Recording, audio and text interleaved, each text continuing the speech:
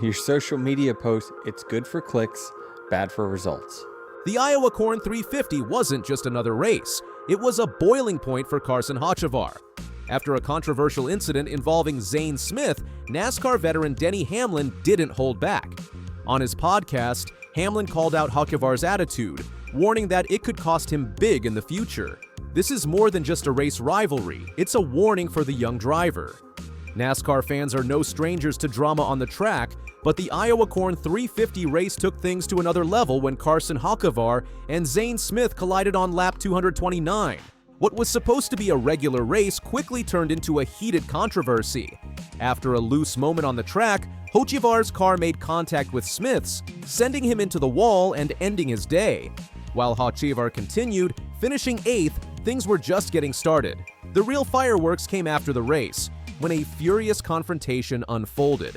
And it wasn't just Zane Smith's crew chief who had words for Hocevar. NASCAR star Denny Hamlin weighed in as well, calling out the young driver for his attitude. It all started on the final stage of the race at Iowa Speedway.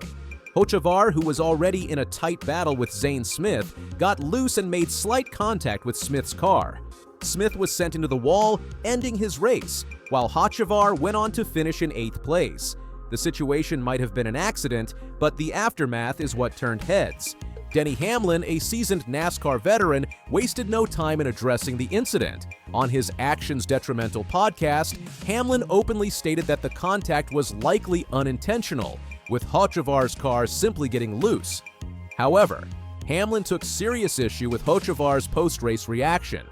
Instead of taking responsibility for the contact, Hocevar brushed it off with a tough luck, buddy attitude. Hamlin didn't mince words. That's a tough way to live. Toughest way to go about this. It hurts you in the long run. If that's the attitude you want to have, it's good for social media, but bad for on-track results, he said. That's a tough way to live. That's way to live. That's the best way to go about this. Okay. Okay, but did he do anything? Did he do anything wrong? Is he in the playoffs or is he not? He's not, but you got to win to be in the playoffs. Not necessarily, no. I'm just saying that you got to be a winning hurts part you in the long run. If that's the attitude you want to have, it's good for social media. It's bad for on-track. Hamlin's comments didn't stop there. He pointed out that this wasn't the first time Hocevar's aggressive driving had caused problems. The 22-year-old driver, who has earned the nickname Hurricane Hocevar for his reckless tendencies on track, has already had several confrontations with other drivers in the 2025 season. From clashes with Ryan Blaney and Ross Chastain to his fiery exchange with Shane Van Gisbergen during the Iowa race, Hocevar's reputation for stirring up trouble is growing. In fact, it wasn't just Hamlin who was calling out Hocevar. After the Iowa incident, Zane Smith's crew chief, Ryan Burgundy, confronted Hocevar in a post-race interview, accusing him of being reckless and showing no remorse for the damage caused. Hocevar, instead of apologizing, continued to maintain his defiant stance, even posting a cryptic message on social media later that day. Hamlin, speaking from years of experience, warned Hocevar that his current approach might feel good for social media clicks, but could cost him dearly in the long run. You're going to be in contention, and someone is going to clean you out. But you're going to be in contention. If you're on the team, you're going to be in contention for a win, and someone's going to clean you out, and they're going to say, Hamlin predicted. He compared Hocevar's behavior to the early years of Joey Logano, another driver who was criticized for his lack of accountability.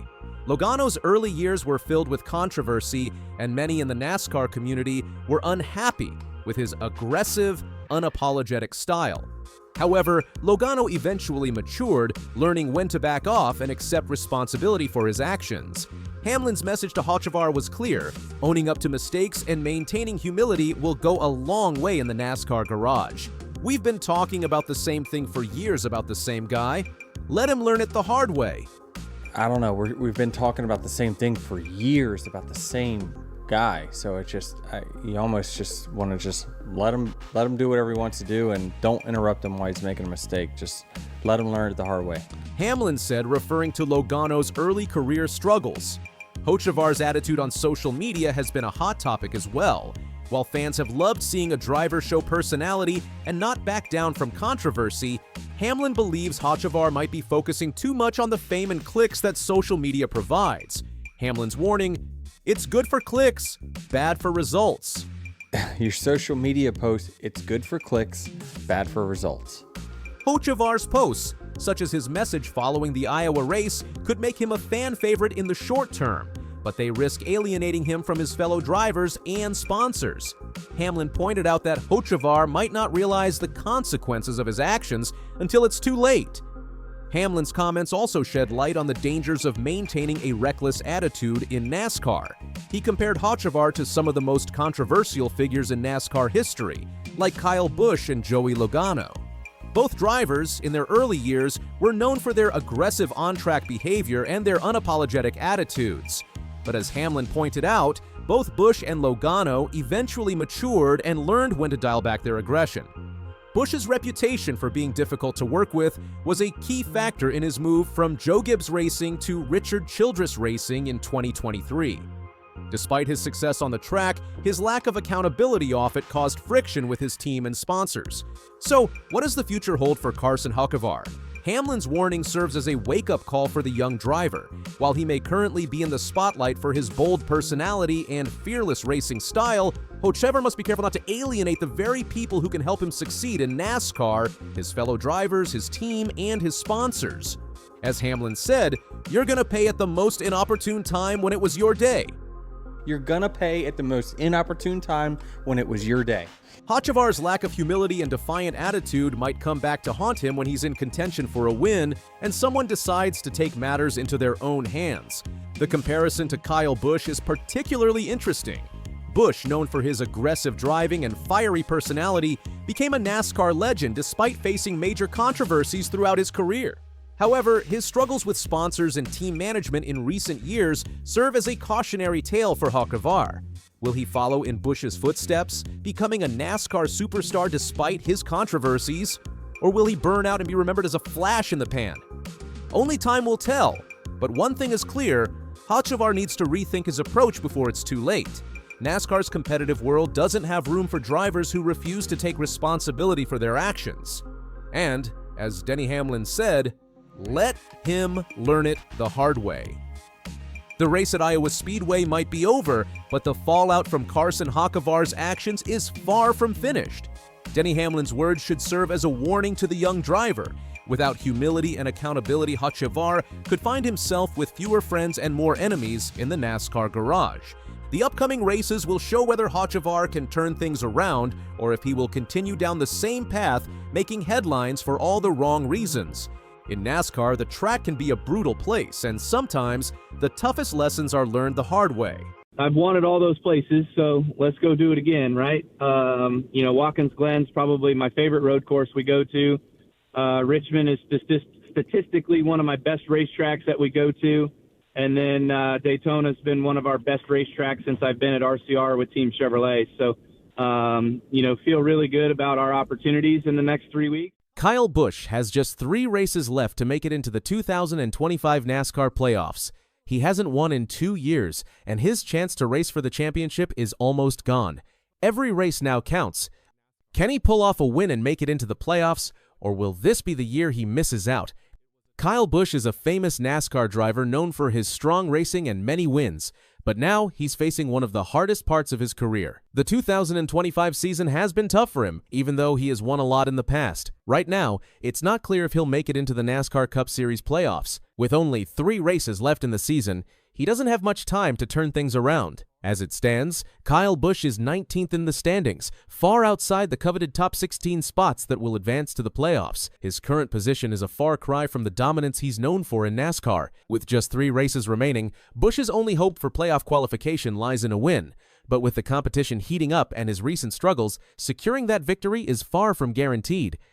Busch's story is one of highs and lows. The 2024 season was a tough blow for the 9-year-old driver, marking the first time in his career that he failed to win a race. After a season of ups and downs, he ended up outside the playoffs for the first time since the modern playoff format began. But despite his struggles, Busch has always been a fighter, and the question now is whether he can rally in 2025. This season has been no different, with Busch still seeking his first victory of the year. While his team's performance has been solid, consistent finishes have proven elusive. Busch's only path to the playoffs now appears to be a dramatic late-season victory. With so little time remaining, he knows that every lap, every pit stop, and every decision on the track counts more than ever before. The first opportunity for Busch to make a mark will come at Richmond Raceway, a track where he has historically performed well. With 6 wins and an average finish of 7.0 at Richmond, Busch has the experience and track record to succeed there. However, Busch has also acknowledged that past performances alone won't guarantee a win this time. The competition is fierce, and every race is a battle for survival. In an interview, Busch spoke candidly about his outlook for the remainder of the season. "I'm not going to lie, time is running out, and I know that," Busch said, "but I also know what we're capable of. Richmond is a track where we've had success, and if we execute well, we'll have a shot." Busch's comments reflect a sense of urgency that has come to define his mindset this year. With just a few races left to secure a win in a playoff spot, every decision will matter. There's little margin for error, and Busch is keenly aware of that. The pressure to perform at his best is intense, but it's nothing new for a driver who has dealt with high stakes throughout his career. The upcoming race at Richmond will not only be crucial for Busch's playoff chances, but also for his legacy. He's been in this situation before, and his career has been marked by comebacks and perseverance. But will his experience be enough to overcome the challenges of a season that has been far from smooth sailing? Richmond is just one of the tracks where Busch hopes to make a statement. The following race at Daytona is another opportunity for him to prove himself. Known for its unpredictability, Daytona often produces thrilling finishes and upsets. For Busch, the race represents a chance to turn the tide on his playoff chances. Daytona has been one of our best racetracks since I have been at RCR with Team Chevrolet. I feel really good about our opportunities in the next 3 weeks. However, while Daytona presents an opportunity, it also brings risks. The unpredictability of the track means that Busch will need to be strategic, especially with his playoff hopes hanging in the balance. The stakes could not be higher, and Busch knows that a mistake now could seal his fate. "You have to stay focused, stay calm, and take the opportunities when they come," he added. After Daytona, there's one more race before the playoffs, and it will be at Watkins Glen. A track that has presented both challenges and victories for Busch, Watkins Glen could be the site of his final push. With his playoff hopes on the line, Busch will need to finish strong. "Watkins Glen is a tricky track, but we've had success there in the past," he said. "It's all about making sure we stay in the fight and not giving up." The remaining races of the season are critical for Busch. Each one presents a new challenge, but each also provides an opportunity to secure a win and punch his ticket to the playoffs. With the clock ticking down, Busch is focused on doing whatever it takes to make the playoffs. "We can't afford to leave anything on the table," he said. "We have to go for it." While Busch's situation may seem dire, it's worth noting that he has been here before. Busch's career is defined by his ability to persevere through adversity. He's one of the most successful drivers in NASCAR history, with over 60 Cup Series wins and multiple championships. His experience and talent make him a formidable competitor, and it's no surprise that many are still betting on his ability to pull off a dramatic late-season run. The pressure on Kyle Busch is huge. He's been at the top of NASCAR for years, but now, with his playoff hopes on the line, he might miss out. No one expected this at the start of the season, but it's something he has to face. "I've been around long enough to know that anything can happen," he said, "but it's up to us to make it happen." Busch's chances of making the playoffs depend on how he performs in the next few races. The challenges are big, but his determination is strong. "We know what we need to do," Busch said. "Now it's about going out there and getting it done." As the final races approach, Busch's playoff hopes will be decided by how well he handles the pressure. He's been in tough situations before, but this feels different. The stakes are higher than ever, and there's less room for mistakes. His legacy as one of NASCAR's greats is at risk, and he knows this season could change the course of his career. Fans and analysts are watching closely as the playoffs get closer. Every race now matters for Busch's chances of making it to the postseason. In the coming weeks, we'll see if Busch can find the drive that made him a champion. "We're not giving up," Busch said. "We're going to fight until the end." As the NASCAR Cup Series moves toward its final races, Busch's fate is in his hands. The chance to make the playoffs is still there, but it will take everything he has to make it happen. With time running out, Busch will need to rely on his experience, skill, and drive to secure his place in the playoffs and prove he still has what it takes to compete with the best. The final stretch of the 2025 season is here. For Kyle Busch, these next races will decide his playoff hopes and his legacy. Will he make the playoffs? Or will this be the year his streak ends? Only time will tell. Will Kyle Busch make the playoffs? Hit subscribe and turn on notifications so you don't miss any updates. Drop a comment below and let us know if you think he'll make it. Don't forget to like the video if you're cheering for him. Mexico was very, very challenging logistically. Very, very tough on our race teams to prepare the cars a week, 10 days in advance. Like, just a tremendous task. And not only the task. On the 4th of August, 2025, Denny Hamlin talked about some big problems in NASCAR. He said things that got a lot of people's attention. Just 2 days after the Iowa race, he used his own show to speak up. He didn't just talk about one problem, he talked about many. What he said made people stop and listen. On the Actions Detrimental podcast, Denny Hamlin addressed problems stemming from tire performance during the Iowa Speedway Cup Series race. Hamlin described a yo-yo effect at short tracks like Martinsville, where passing became nearly impossible. It's the yo-yo effect you see at Martinsville. No one can pass, he said. He added, "You can't pass the 30th place car. That is the problem we're talking about, and that is what we have to fix." He attributed the issue to tire compounds. He noted that the tires showed very little fall-off over 50 laps, leaving leaders able to hold position on half throttle. He said, "That means the tire is so hard that it just takes a dramatic amount of downforce to push that tire into the racetrack and get it to grip. Nobody but the first few cars have enough air to do that." The result at Iowa was a predictable win. William Byron, leading much of Stage 3, claimed the checkered flag. Few passing opportunities made strategy hinge on restarts and fuel rather than competing pace. Hamlin called the race outcome ho-ye-hum, in effect. In the same podcast, Hamlin turned his focus to NASCAR's Mexico City weekend. He expressed relief after learning NASCAR would not return there in 2025. He described the trip as logistically demanding, with teams loading cars a week to 10 days early. "We are wiping our forehead," he said. Mexico was very, very challenging. Logistically, very, very tough on our race teams to prepare the cars. Mexico was very, very challenging logistically. Very, very tough on our race teams to prepare the cars a week, 10 days in advance. Like, just a tremendous task. And not only the task of that. He also spoke of illness spreading through the garage. He estimated 5 to 6 crew members and drivers suffered severe sickness. Lots. I mean, I know of 5 to 6 that were in really, really bad shape.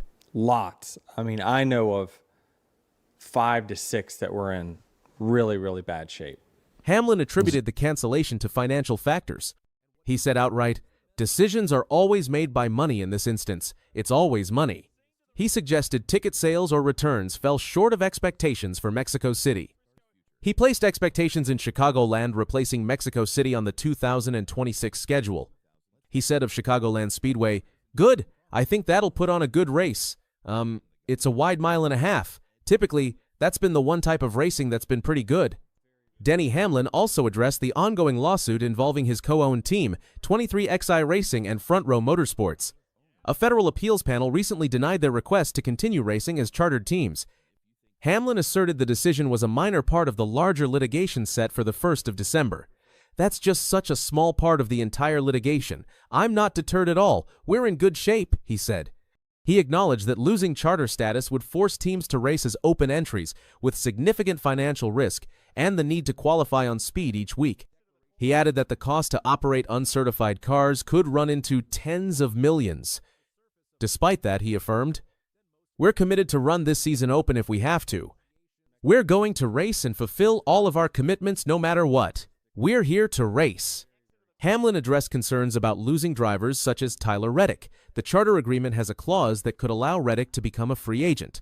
Hamlin responded, "I'm not focused on that particularly right this second." He emphasized that their legal process remains ongoing. He repeatedly emphasized confidence in the upcoming trial. "All will be exposed," he said, referring to December's case. He stressed that judges acknowledged their legal position had merit. "We feel like facts are on our side," he said. Hamlin's statements revealed several layers: performance concerns at short tracks, safety and operational challenges abroad, the impact of charter rulings, and broader financial exposure.